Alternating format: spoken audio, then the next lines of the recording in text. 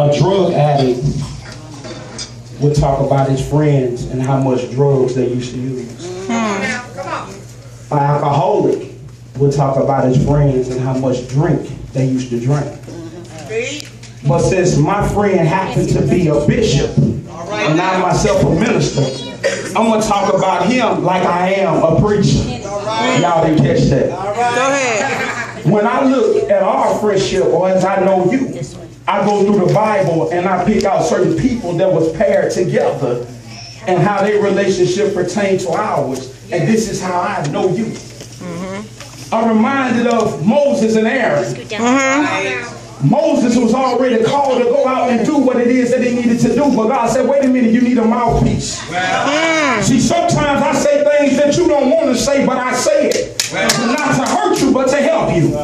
As I know my bishop. But then I go back and I'm reminded of the 3 Hebrew boys. How I know you in that area. It was many times I was caught in the fire, but you walked in the fire with me. I'm talking about my bishop. A lot of times I done been in the fire and you always know that they said the 4th man looked like the Son of Man, the Son of God. That was my bishop because I was already 3 in the fire because it was me, myself, and I. Go ahead.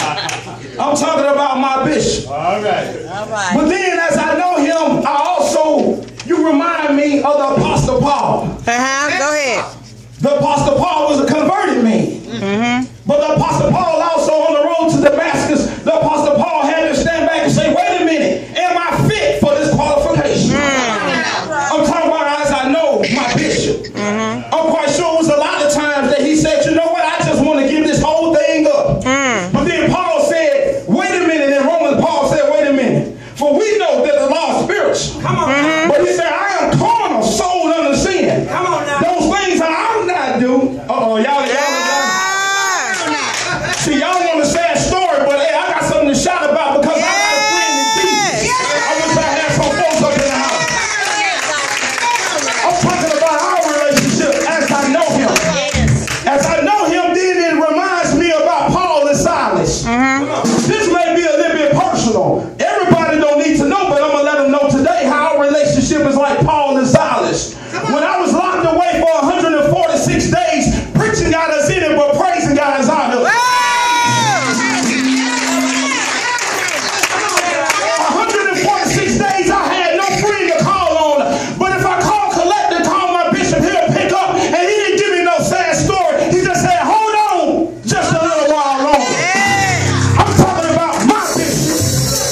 How we are like Paul and Silas. See, he preached to me, but while I was in there, I just got my praise on. As soon as after a while, that's when they get swung open. I'm talking about my bishop. I'm talking about what a friend as I know him. A lot of y'all may not know, but I met this man at a funeral. And it was a spiritual, we always say that it was a spiritual connection. And he told me, he said, man, we're going to do some big things together. From that day on, we have been doing big things together. When things happened and I lost it all, my pride did not want me to let anybody know. I didn't want to stay with anybody.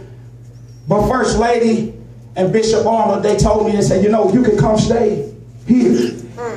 It was me and my 3 boys. What grown man lets another grown man come? Y'all don't feel that. Because in every castle there's only room for one king. But this king, knowing this king, says, you know what, you can come stay here in my house. I'm talking about as I know him. Yes. My bishop. Yes. But even through my mess. Come on. Come on. Even through my mess. Yes, praise God. You continued Praise God. to love me. You never slandered me. Come on now. Even when I walked out on my own because I knew I wasn't right. But I walked out to get out of the way because God had an elevation for you. And by me not being right, who was I to sit over there and tell anybody what to do in the household of God?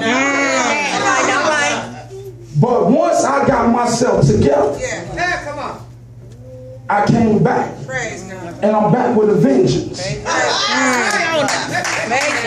But I want to thank you for loving me in the midst of my mess, because we got a masterpiece to be made.